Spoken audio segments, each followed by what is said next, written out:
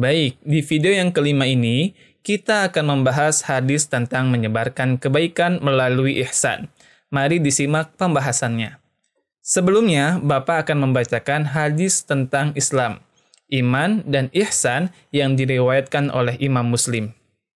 Hadisnya ialah, An Umar radhiyallahu anhu aidan qala, Bainama nahnu julusun 'inda Rasulillah sallallahu alaihi wasallam ذات يوم إذ طلع علينا رجل شديد بياض الثياب شديد سواد الشعر لا يرى عليه أثر السفر ولا يعرفه منا أحد حتى جلس إلى النبي صلى الله عليه وسلم فأسند ركبتيه إلى ركبتيه ووضع كفيه على فخذيه.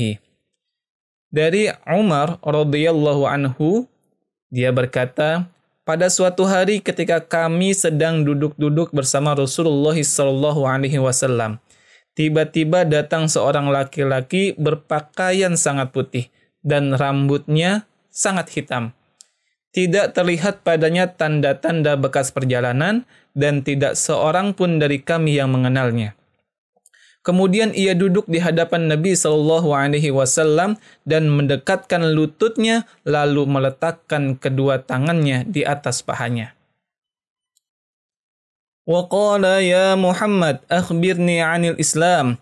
Faqala Rasulullah SAW, al-Islamu an tashhada an la ilaha illallah wa anna Muhammadar Rasulullah wa tuqima as-salata wa tu'tiya az-zakata wa tasuma ramadana wa tahujjal baita in istata'ta ilaihi sabila.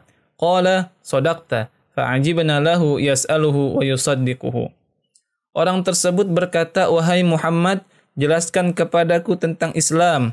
Nabi SAW menjawab, Islam itu adalah engkau bersaksi bahwa tiada sesembahan yang berhak diibadahi dengan benar kecuali Allah, dan Muhammad adalah utusannya. Engkau menegakkan solat, menunaikan zakat, puasa Ramadan, dan haji ke Baitullah jika engkau mampu mengadakan perjalanan ke sana. Laki-laki tersebut berkata, engkau benar. Maka kami pun terheran-heran padanya. Dia yang bertanya dan dia sendiri yang membenarkan jawabannya. Nah, dari hadis ini maka kita mengetahui bahwa rukun Islam yang kita ketahui sampai saat ini ialah berasal daripada hadis ini. Selanjutnya, qala fa akhbirni 'anil iman. Qala an tu'mina billahi wa malaikatihi wa kutubihi wa rusulihi wal yaumil akhiri wa tu'mina bil qadari khairihi wa syarrihi. Qala sadaqta. Ia berkata lagi, jelaskan kepadaku tentang iman. Nabi SAW menjawab, iman itu adalah engkau beriman kepada Allah, malaikat-malaikatnya, kitab-kitabnya, rasul-rasulnya, dan hari kiamat, serta engkau beriman kepada takdir baik dan buruk. Ia berkata, engkau benar. Qala fa akhbirni 'anil ihsan. Qala an ta'budallaha ka'annaka tarahu fa illam takun tarahu fa innahu yaraka. Kemudian laki-laki tersebut bertanya lagi, jelaskan kepadaku tentang ihsan. Beliau Nabi SAW bersabda, ihsan adalah engkau beribadah kepada Allah seolah-olah engkau melihatnya. Kalaupun engkau tidak bisa melihatnya, sesungguhnya Dia melihatmu. Nah, dari bagian hadis ini kita dapat mengetahui rukun iman dan juga makna daripada ihsan.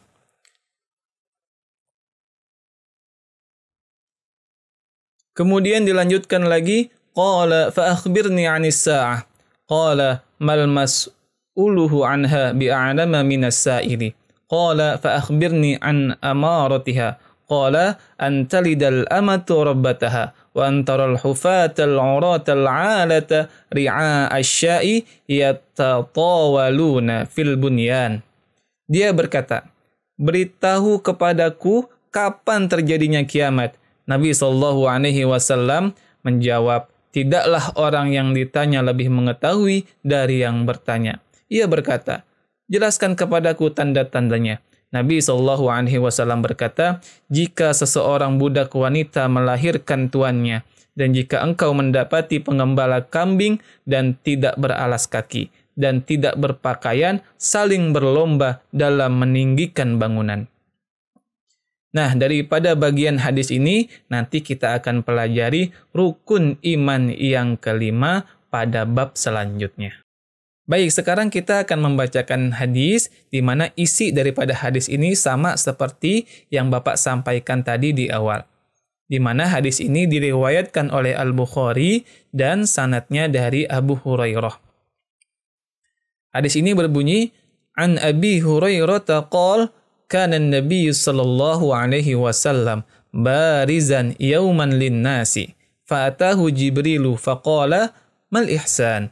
Qala an ta'budallaha ka'annaka tarahu fa illam takun tarahu fa innahu yaraka. Rawahu Al-Bukhari.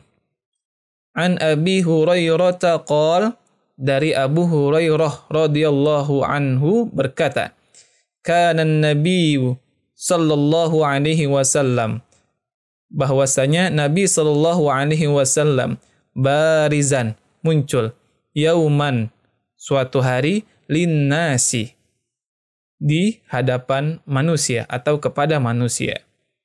Maksudnya adalah Nabi Shallallahu Alaihi Wasallam pada suatu hari muncul di hadapan para sahabat. Fa'atahu Jibrilu faqala, maka datang. Fa'atahu artinya datang. Maka datang malaikat Jibril, yang kemudian malaikat Jibril bertanya, mal ihsan, apakah ihsan itu? Qala an ta'budallaha. Nabi sallallahu alaihi wasallam menjawab, an ta'budallaha, bahwa ihsan itu ialah kamu menyembah Allah Subhanahu wa taala, ka'annaka tarahu. Ka'annaka seolah-olah atau seakan-akan, tarahu, kamu melihatnya. Fa illam takun tarahu, dan apabila kamu tidak mampu melihatnya, fa innahu yaraka, maka sesungguhnya dia melihatmu. Hadis riwayat Al-Bukhari.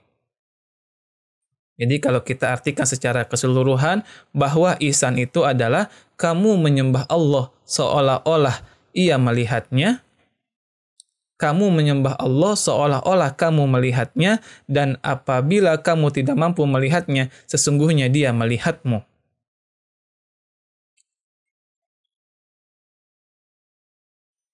Nah, adapun kandungan dan makna hadis ini adalah, pertama, Rasulullah Shallallahu Alaihi Wasallam mendapatkan pelajaran langsung dari malaikat Jibril bahwa dalam memberikan nasihat itu perlu variasi, seperti penggunaan metode dialogis interaktif supaya lebih mudah dipahami dan tidak bosan. Isi dan kandungan. Yang kedua ialah Rasulullah Shallallahu Alaihi Wasallam menjelaskan bahwa hakikat ihsan adalah beribadah kepada Allah Subhanahu Wa Taala dengan penuh keikhlasan dan merasakan adanya pengawasan Allah Subhanahu Wa Taala dalam setiap gerak-gerik yang dilakukan oleh manusia. Kalau kita sudah beribadah kepada Allah Subhanahu wa taala, seakan-akan ada yang mengawasi kita, seakan-akan ada yang melihat kita, bahwasanya ibadah kita akan lebih khusyuk dan kita malu untuk melakukan suatu perbuatan dosa karena kita meyakini bahwa perbuatan yang kita lakukan ada yang melihat dan ada yang mengawasi. Maka ketika kita beribadah kepada Allah Subhanahu wa taala, rasakanlah bahwa seakan-akan kita melihat Allah Subhanahu wa taala.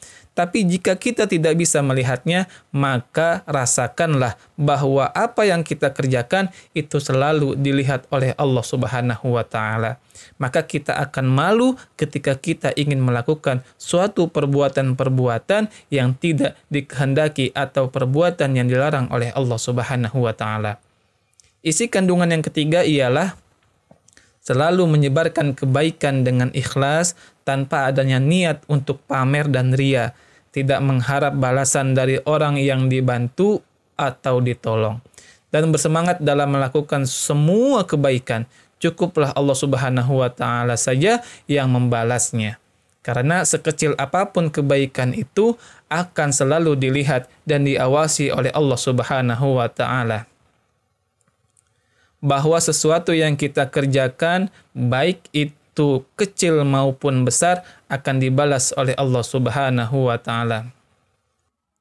Sebagaimana firman Allah Subhanahu wa taala, "Faman ya'mal mithqala dzarratin khairan yarah wa may ya'mal mithqala dzarratin syarran yarah." Barang siapa yang mengamalkan, berbuat atau menanam kebaikan, maka dia akan mendapatkannya.